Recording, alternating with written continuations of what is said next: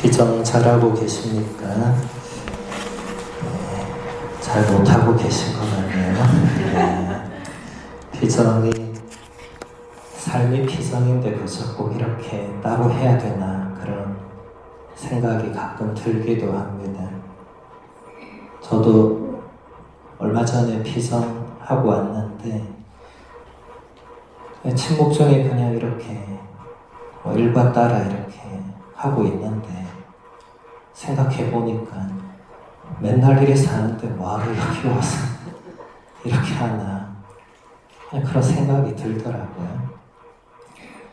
이재민 신부님 예전에 인생피정이라는 책을 쓰셨잖아요.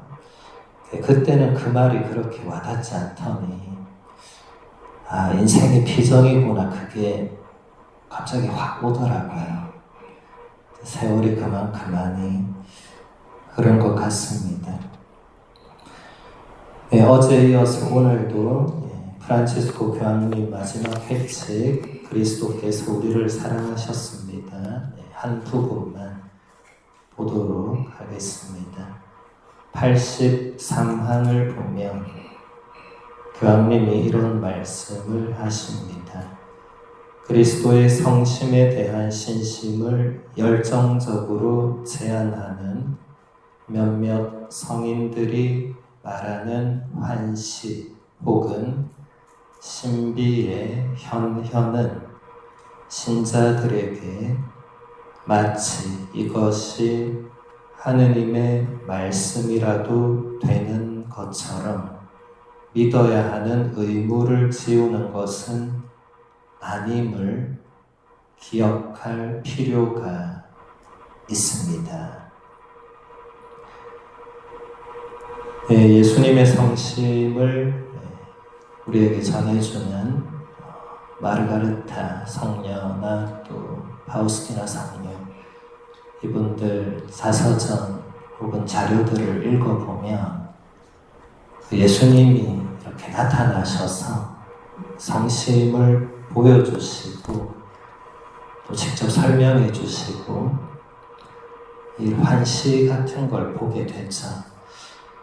이런 것이 신자들에게 잘못 전달이 되면 이게 위험의 소지가 발생을 한다는 거예요. 교부들의 시대에도 이 환시 중에 뭔가 하느님의 음성을 듣거나 뭔가를 보거나 그런 일이 있었고 이것이 교부들이 볼 때에도 약간 위험 요소가 있는 거예요. 근데 그걸 보면서도 이렇게 성인이나 성녀가 되는 경우도 있었고 실제로 고대의 아프리카 순교자들 중에 페르페투아나 펠리치타스 성녀의 순교록을 보면 이 성녀들도 환시 중에 뭔가를 보고 듣습니다. 그걸 전달해요. 근데 성이 품에 올랐어요. 그런데 비슷한 시기에 환시를 봤던 이단들도 있었어요. 근데 이단들도 환시 중에 뭔가를 봐요. 또 뭔가를 듣고.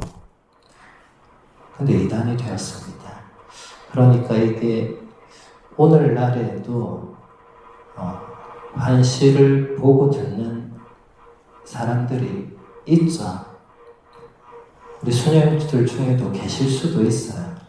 이걸 식별을 잘 해야 되고 그리고 그것이 하느님의 말씀 그러니까 이렇게 공적으로 교회가 인준한 그런 말씀과 동일한 차원은 아니라는 겁니다. 그것을 베네딕토 16세 교황님께서 주님의 말씀이라는 권고 기억나실 거예요. 그 권고에서 이렇게 설명을 해주시는 부분이 있습니다. 사적 계시들의 가치는 유일한 공적 계시와는 본질적으로 다릅니다. 공적 계시는 우리에게 신앙을 요구합니다. 사적 계시는 주어져 있는 도움이지만 그것을 사용하는 것이 의무는 아닙니다. 교황님의 설명대로 공적 계시와 사적 계시는 엄연히 구분되고 이 환시의 영역은 다 사적 계시에 속하죠. 근데 사적 계시가 이거 아니다 이렇게 교황님 말하지 않죠, 그죠? 그것을 통해서 하나님께서 메시지를 전달하실 수 있습니다. 성경에도 그런 장면들이 나오고 2000년 교회 역사 안에서 계속 그런 통로가 존재했기 때문에 충분히 그럴 수 있죠. 그런데 그것은 공적 계시와는 엄연히 다르고 주어져 있는 도움이지만 의무적으로 그것을 사용하는 차원이 아니다. 그래서 수녀님들이 개인적으로 또 누군가가 수녀님들께 개인적으로 본인의 어떤 관심이나 체험이나 뭔가 이런 것을 얘기할 때 신중한 접근이 필요하고 잘 식별하는 것이 또 중요하죠. 식별을 본인이 성급하게 하는 것은 좀 위험하죠. 그럴 때는 이제 영적 지도자나 이제 영성이 깊은 교회가 인정하는 분들에게 문의하는 것이 도움이 됩니다. 그리고 하나님께서는 꼭 그런 방식이 아니더라도 얼마든지 우리에게 당신의 메시지를 전달하실 수 있죠. 그래서 예수님의 성심에 대한 신심에서 특히 이런 부분들이 문제가 되는 소지가 있었겠죠.